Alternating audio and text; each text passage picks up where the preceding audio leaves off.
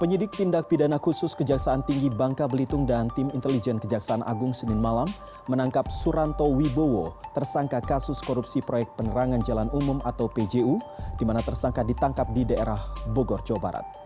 Rabu lalu, KPK menangkap beberapa orang, termasuk Komisioner KPU Wahyu Setiawan. Wahyu diduga menerima suap dari politisi PDI Perjuangan Harun Masiku untuk mengutak-atik kursi anggota DPR Dapil Sumatera Selatan I. Komisaris PT Hanson International Beni Cokro Saputro menjalani pemeriksaan di gedung KPK Jakarta. Ini merupakan pemeriksaan Beni sebagai tersangka Jiwasraya yang dilakukan di KPK. Kejaksaan Agung kembali menetapkan 2 tersangka baru dugaan kasus korupsi dana reksa. Kejaksaan Tinggi Nusa Tenggara Timur menyita uang lebih dari 9,5 miliar rupiah dari Muhammad Ruslan, salah satu tersangka dugaan kasus korupsi kredit macet Bank NTT cabang Surabaya. Malam itu, aku sedang duduk-duduk di kursi di pinggir jalan. Seperti biasa, menikmati angin malam, bebas, tanpa beban. Tiba-tiba, datang menghampiriku seorang pria. Tampak lebih tua dariku. Ia duduk tepat di sampingku. Belum sempat aku memulai pembicaraan, terucap sesuatu dari mulut pria yang duduk di sampingku.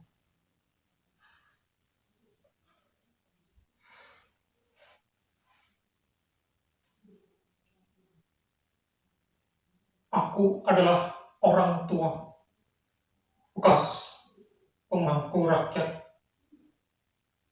Pernah duduk di singgasana, namun terbuang oleh perilaku makar. Mungkin negara sudah tak butuh orang sepertiku, yang adil, jujur, dan tak doyan kekuasaan.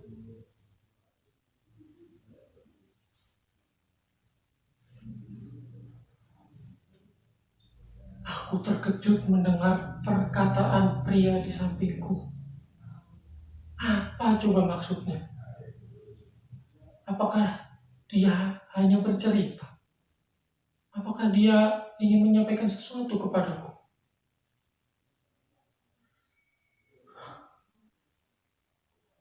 Kulihat ia berdiri dan melanjutkan lagi ceritanya.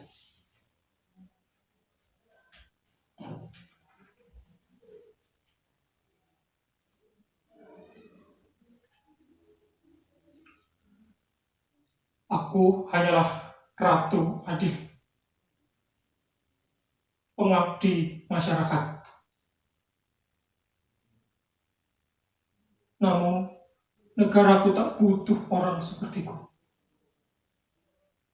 Negara malah butuh orang-orang seperti mereka. Mereka yang suka akting. Mereka yang sukanya duduk santai di singgasana. Sukanya dipuja-puja. Sambil berteriak, "Akulah penguasa negeri." Apakah benar negara membutuhkan orang-orang seperti mereka?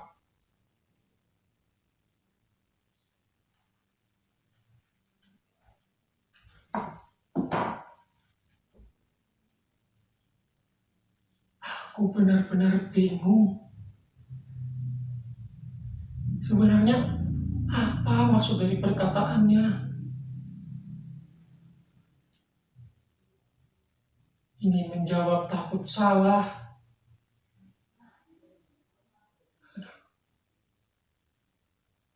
Sedang berpikir harus menjawab apa, ia kembali melanjutkan ceritanya.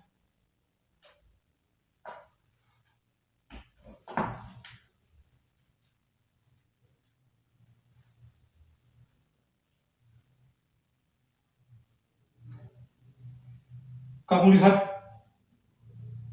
mereka itulah yang mengatasnamakan wakil rakyat. Wakil rakyat yang memakan uang rakyatnya. Wakil rakyat yang suka nepotisme. Wakil rakyat yang suka menerima amplop merah.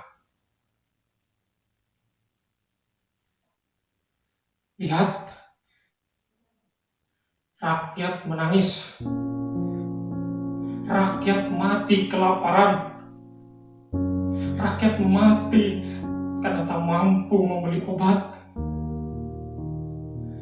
Anak-anak terlantar menjadi pengamen di pinggir jalan. Kemudian dianggap sebagai sampah masyarakat. Orang tua mereka disalahkan karena dianggap tak mampu mendidik anaknya. Orang tua disalahkan karena dianggap telah mengeksploitasi anak.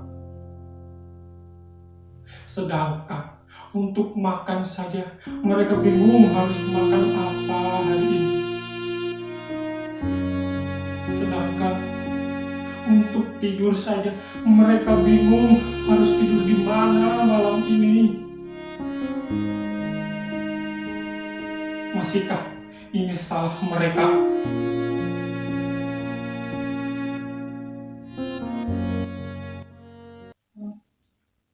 Jelas ini salah oknum-oknum yang mengatasnamakan wakil rakyat. Mereka yang memakan jatah orang-orang miskin. Mereka yang memakan jatah pendidikan orang-orang miskin. Sudah jelas, ini salah tikus-tikus berdasi. Mereka maling di negara sendiri. Sampai kapan negara kita ini dijadikan ladang subur bagi tikus-tikus berdasi? Negeri ini tumbuh dari suku dan ras yang berbeda, kemudian menyatu dengan darah untuk merdeka. Tapi kenapa dihancurkan begitu saja oleh para penindas rakyat? Tidak, ini tidak boleh dibiarkan.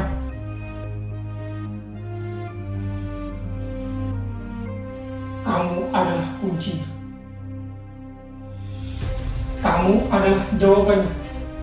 Moralmu adalah gemboknya. Mari sing-singkan lenganmu dan terjun binasakan mereka.